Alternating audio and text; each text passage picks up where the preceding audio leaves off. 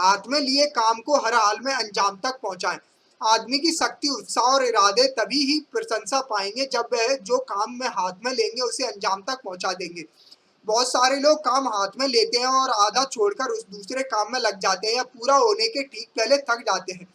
काम को अंजाम तक पहुंचाना ही दृढ़ इच्छा शक्ति का सही स्वरूप है। कार्य आरंभ से लेकर अंत तक तथा उसके बीच में सांसारिक तरीकों के अलावा भीतर के आध्यात्मिक साधन भी अपनाना पड़ेंगे। जैसे ही कोई कार्य हाथ में लें, ध्यान रखें कि सफलता की इच्छा कहीं वासना में न बदल जाए। वासना की उत्तेजना शक्ति को गलत दिशा में मोड़ देती है। पहला ही कदम लड़खड़ाते हुए उठता है। हिलते डुलते व्यक्ति की आंखें भी मंजिल को धुंधला देती हैं। अंजाम तक जाने के लिए एक मानसिक संतुलन जरूरी है। 3 बातों पर ध्यान रखें और उन्हें अपने जीवन से जोड़े रखें। पहली बात, कार्य शुरू करते ही प्रेम से भर जाएं। इस समय सबसे काम काम का यह परिणाम मिलेगा कि क्रोध नियंत्रित हो जाएगा। क्रोध आत्मिक विकास का तो विरोधी है ही, सांसारिक प्रगति में भी बाधा बन जाता है।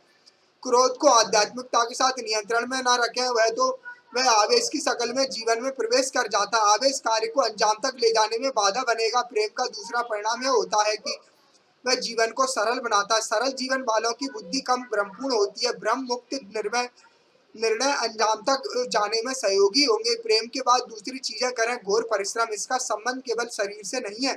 जीवन को पूरी तरह जीना, जमकर जीना, जो भी उपलब्ध है उसका भरपूर उपयोग करने की मानसिकता ही परिश्रम का रूप है। मालिक ने जितना दिया उसे तो जमकर जाने और जिए, फिर अगले की तैयारी रखें। प्रेम और परिश्रम के बाद जीवन बात है प्रसन्नता।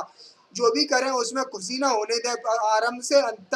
दूसरे आरंभ से अंत तक खुशी को दौलत की तरह साथ रखें। प्रसन्नता की अंतर्दिशा ही शांति है।